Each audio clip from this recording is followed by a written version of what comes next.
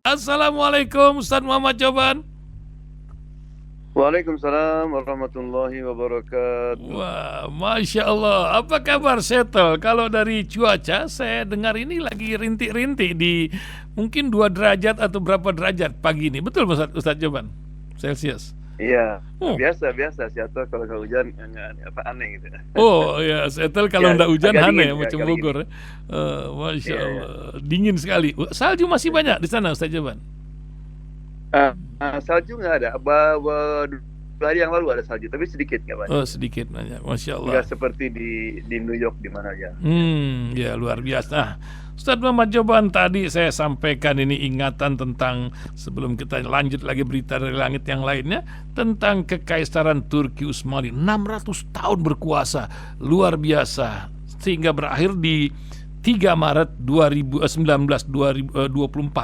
Ini lusa ya, hari-hari Ahad itu, peringatan 3 Iya, Maret iya, itu. iya. Apa yang bisa diingatkan dari sebuah peristiwa panjang Kekaisaran Turki ini? Mungkin Ustaz Joban bisa menjadi iktibar atau pengingat untuk kita semua, Ustaz. Awalan, silakan, atau Iya, langsung jadi berita dari langit, terserah Ustaz Joban.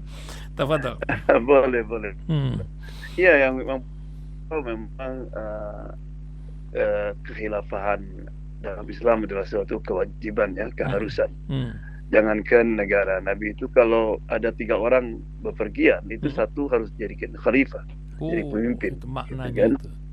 Nah, Hmm. ya oleh karena itu para sahabat itu paham sekali. Hmm. Mungkin orang menganggap keterlaluan kan. Nah, Hmm. Nabi belum dikuburkan, Hmm. itu terjadi pertemuan meeting di Bani Sa'idah itu untuk mencari siapa yang akan menggantikan Nabi, artinya sebagai khalifahnya. Nah, ini menunjukkan pada akan orang kok ribut-ribut kok masalah ini, karena sahabat mengerti bahwa tidak boleh ada pakem ya, karena itu bahaya nanti untuk keamanan, kesejahteraan. Kemudian juga kita disuruh oleh Allah Subhanahu wa taala untuk menjalankan ajaran Islam sebagai seorang muslim ya. Nah, untuk menegakkan menjalankan syariat Islam itu ya perlu ada pemimpin. Makanya ayatnya akan jelas, ya ayyuhalladzina amanu atiullah wa atiur rasul wa ulil amri minkum. Orang-orang beriman ya, taatlah kepada Allah dan kepada Rasul dan juga pemimpin yang ketika itu. Ini menunjukkan bahwa ya meskipun dalam pemimpin nggak ada kata-kata wa atiu, ya, dia artinya seorang pemimpin yang taat kepada Allah dan kepada Rasulnya, itu kita harus ya. Nah, kalau kita kembali kepada kekhilafan Utsmani, itu bukan main memang. Dan ketika itulah Islam berjaya sampai semua negara-negara Eropa itu merasa kagum dan mereka mengirim beberapa student untuk belajar di Turki. Dan juga ketika khilafah Islam Utsmaniyah ini berkuasa, itu Palestina terjaga sekali. Mereka mau disogor sebagainya, itu menentukan. Jadi keruntuhan khilafah Utsmaniyah inilah mulai keruntuhannya umat Islam. Nah, apalagi setelah itu dipimpin oleh seorang yang sekuler. Masya Iya. ya. Itu menjadi iktibar kita. Dan bagaimana Ustadz, berita dari langit apa yang bisa diingatkan oleh pendengar 9 hari kita menjelang Ramadan ini, Ustadz? Ya, bismillahirrahmanirrahim. Alhamdulillahirabbil alamin, wassalatu wassalamu ala sayyidina Muhammad wa ala alihi washabihi ajmain, amma ba'du. Menjelang kita menghadapi bulan Ramadan ini, karena kesuksesan kita di bulan Ramadan itu nanti ditentukan oleh gimana sikap kita di bulan-bulan Sya'ban ini, atau di sekarang ini.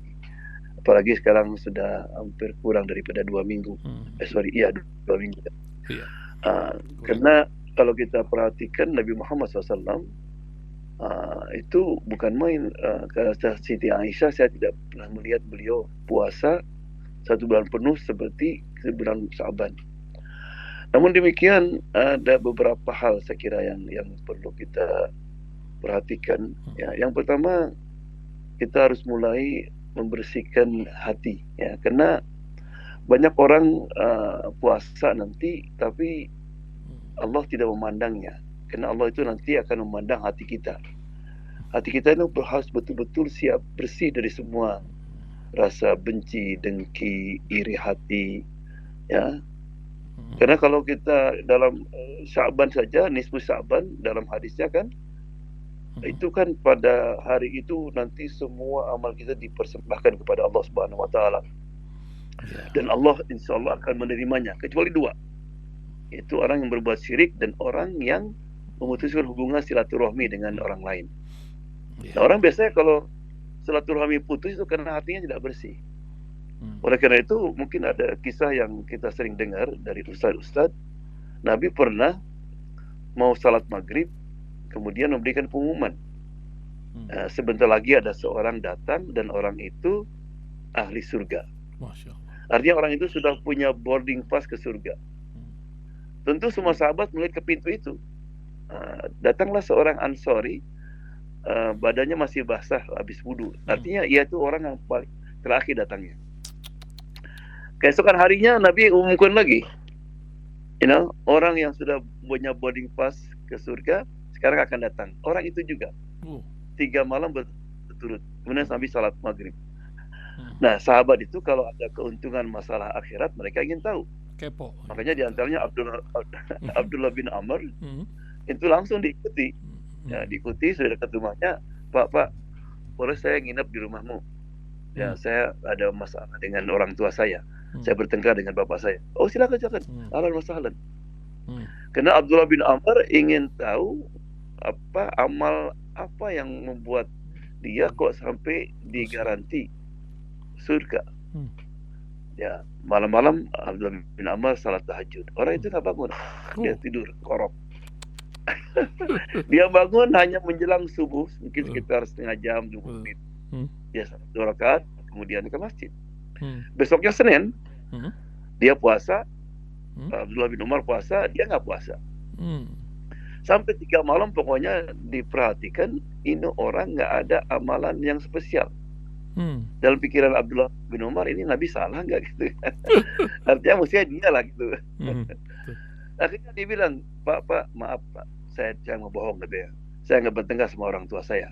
Tapi saya mendengar Nabi Muhammad SAW 3 malam berturut-turut bahwa engkau adalah ahli surga. Kata dia, ya nggak tahu apa ya. Ya sudah, terima kasih katanya. Pas mau berangkat, mungkin ini katanya. Apa itu? Saya tidak pernah tidur semalam pun, ya, ada dalam hati saya rasa dengki, benci, semuanya. Saya maafkan semuanya. Kata dia, itulah siapa yang mampu katanya. Kita kan kalau misalnya kita mau tidur nih, ada orang SMS, Pak, kamu, Papa dengar gak? Kata Bu, dengar gak? Kenapa? Si Anu ngomongan itu seharian. Apa dalam benak kita? Besok lihat. Besok kita rencana ya. Jadi mari kita mulai sekarang ini ya, supaya kita nanti ketika masuk bulan Ramadan kita bersih hati kita. Dan juga ada pengaruh nanti. Penyebab biasanya orang nggak bisa khusyuk baca Quran, orang nggak nikmat, taraweh dan sebagainya, karena hati kita nggak bersih. Right? Jadi tazkiyatun nafas itu harus kita mulai. Right? Di samping juga kita harus memulai, karena kebanyakan orang gagal di bulan puasa itu karena dia tidak siap dari awal. Kayak orang kalau mau ikut balap mobil atau balap jalan kaki misalnya, atau balap lari kan. Kalau Pak Ihsan nggak latihan dulu 3 bulan, begitu lari kelam langsung. Kelepekan kaki gitu. Langsung ya. Ya, jadi itulah saya kira mari kita bulan Sya'ban ini, kesempatan yang masih sedikit ini kita gunakan. Pertama untuk membersihkan hati kita, itu mesti latihan membersihkan hati. Yang kedua, mari kita mulai kita tahajud. Paling tidak bangunlah sebelum fajar itu. Kemudian juga mulai kita baca Quran. Dan juga yang paling penting lagi, saya masih ingat orang tua saya itu kalau besok mau puasa itu suka saya dibawa ke paman saya, bibi saya.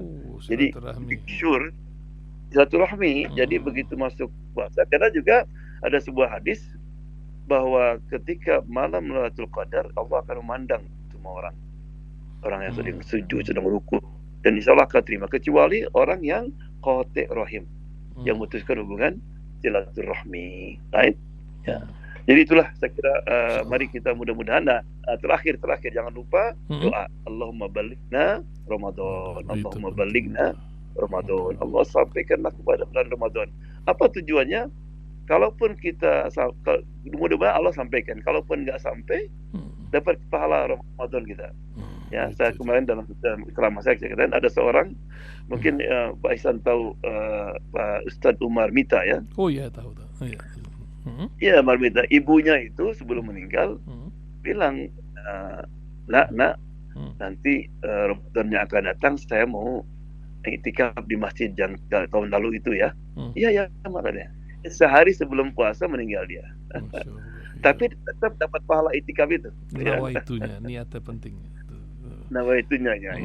Allahumma balighna Ramadan insyaallah. Ya, maaf sekarang di sini udah dekat maghrib. Ya, silakan ya. Terima kasih Ustaz. 3 menit lagi azan di masjid sekarang posisi Ustaz. Masya Allah. Iya, insyaallah ya. Terima kasih Ustaz Muhammad Jovan menemani kami walaupun cuaca dingin dan waktu yang sangat terbatas. Assalamualaikum warahmatullahi wabarakatuh, Ustaz Jovan. Waalaikumsalam warahmatullahi wabarakatuh.